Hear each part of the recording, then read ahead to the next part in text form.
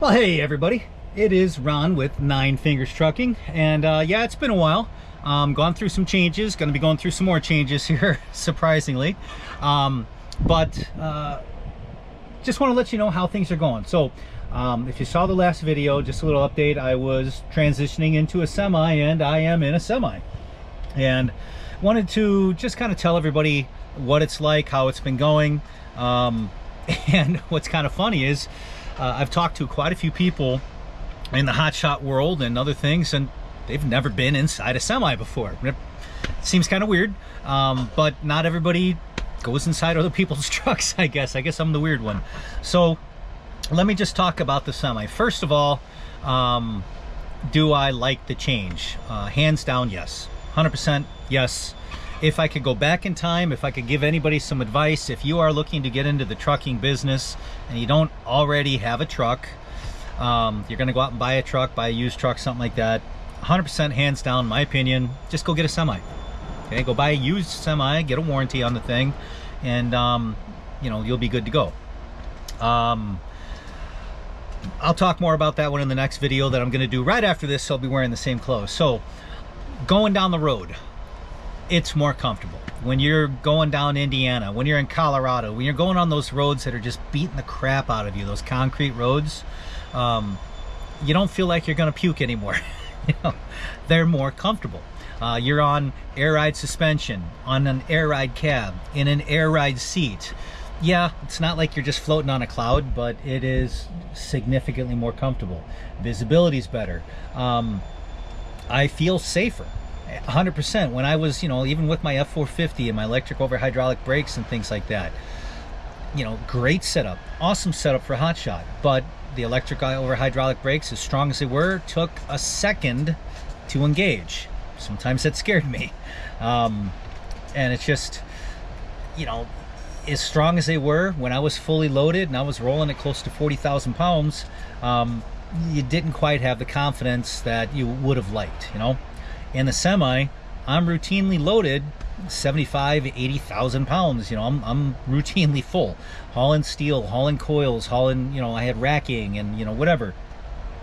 I hit the brakes, I stop. The engine brake is great. Yes, if you're running a deleted truck, the engine brakes work pretty darn well. But if you're not running a deleted truck, you know, on a hot shot, they don't work as well. So, you know, there's that. You don't get dirty looks going into a truck stop. Not that that matters, I never really cared.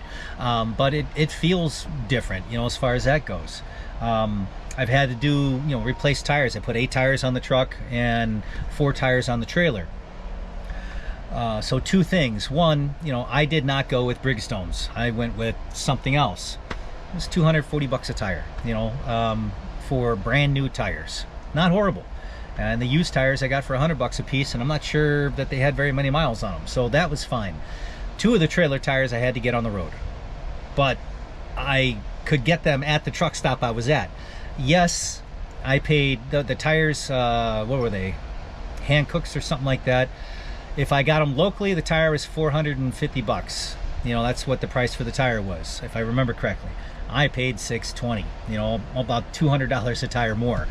But I could get up and running. I didn't lose a load. I didn't lose any time, you know, so there's that advantage versus, hey, if you need tires and you're at a truck stop, you know, you got to call them in. I mean, maybe you can find a place close, but maybe you can't. You know, so it's just not that big of a deal. As the expenses of owning it and doing the maintenance, yeah, oil changes are a little bit more expensive.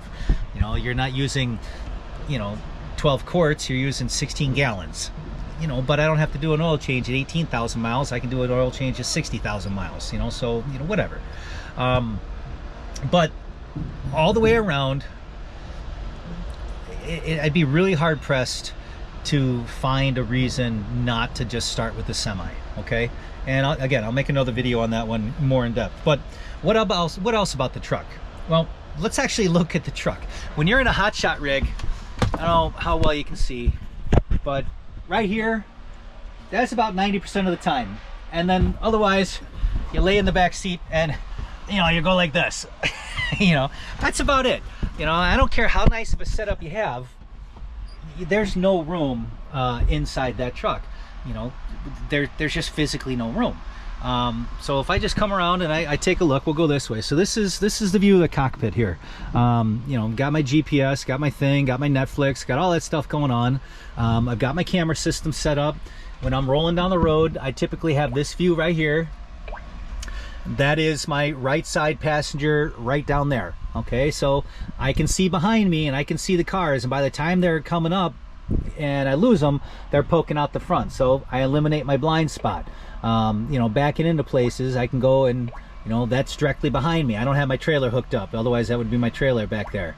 You know, I've got front camera left and front camera right, you know, and, you know, I have to move those because they're a little bit dirty. But anyway, that's a setup that I would suggest everybody gets on their trucks. It records all the time, 24/7. You know, that's good. So then you turn around and let me stand up, and, you know, yeah, there's the bunk with my little Hawaiian type thing right there. And this is a double bunk, except I took the brackets out. And that is the 40-inch TV and the sound bar, and there's the microwave that I have to pull out, and there's my refrigerator. And down there's the storage where I have all my tools and tool bag. And up here, you know, I have grease gun and air hoses and airline kits and, you know, different things that I carry with me. And that's nothing up there. Over here I have my clothes, and I can, you know, hang up stuff, and really, you know, more room than I need. And I have a cubby for my plates and my pickle relish and, you know, sodas, and a pull-out desk, you know, that I can sit on, you know, over here. And, you know, here's more storage for where I have, you know, different lights and whatnot. And, you know, I can turn on my APU, which is my auxiliary power unit, and I can have heat, and I can have air conditioning, and I can have fans. And if I did have somebody driving and I was back here, I can close this one set of curtains that's right here, and, you know, make it completely black. That's my garbage. And I have individual controls, and I can turn on the lights and I can turn off the lights, you know, yay. And you can look back in here, and I can lay down, and if I stand up, you know, I can't touch the ceiling. It's nice. If I have to pee, I don't have to get out of the truck. I can stand up and pee in a jug if I want to, you know, as cringy as that sounds, but I don't do it, you know.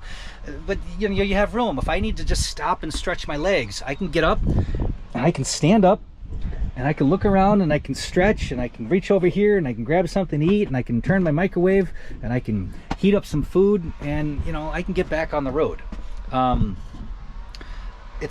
You don't have that claustrophobia feeling that you do in the pickup trucks. And, you know, you guys have been doing hot shop for a year, and you're like, man, it's not bad.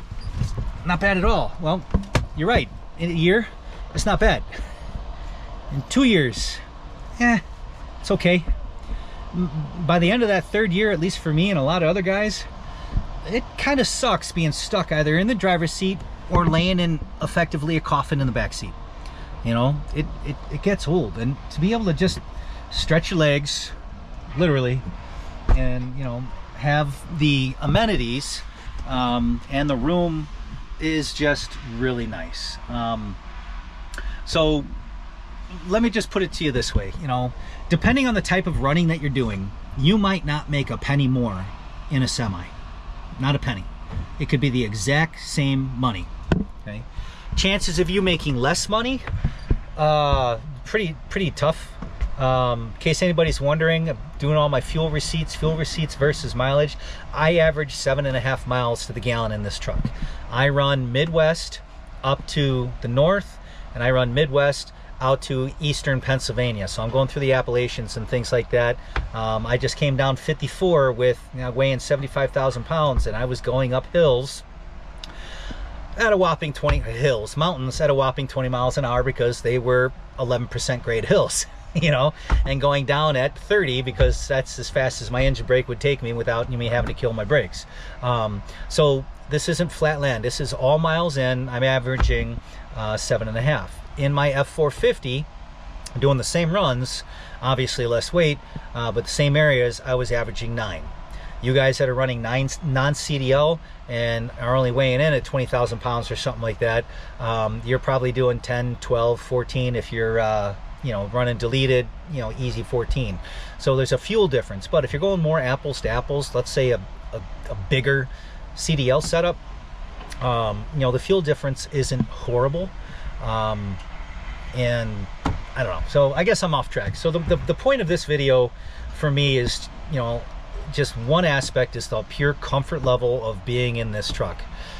It's nice. It's nice, and it's nice. So if you're on the fence, if you're just getting into semis, if you're been doing hotshot for a year or two and it's time to get a new to you truck or a new truck, and you've considered getting a semi, 100%, as far as I'm concerned, look into getting to a semi. I wouldn't say go out and buy a brand new one. You can do it like I did. I went to Ryder. I got a 4-year-old truck. It's a 2020 Freightliner Cascadia. Had not quite 600,000 miles on it, so it has some miles, but I got a 3-year 400,000 mile warranty, bumper to bumper, everything, you know, engine, transmission, you know, the whole fuel system, cooling system, air conditioning, heating, axles, transmission, the after treatment, you know, your DPF filters, the whatever they call it here, the one box, I think is what they call it on the Freightliners, the APU, if I didn't say that.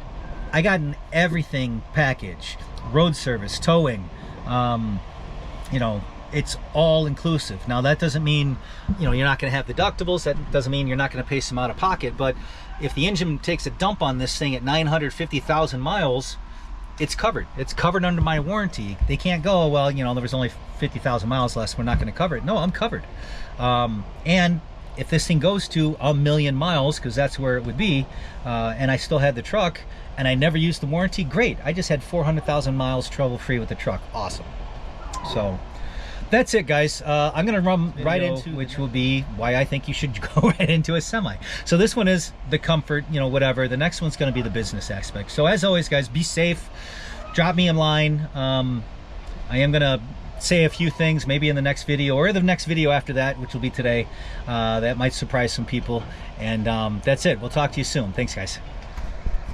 Turn off.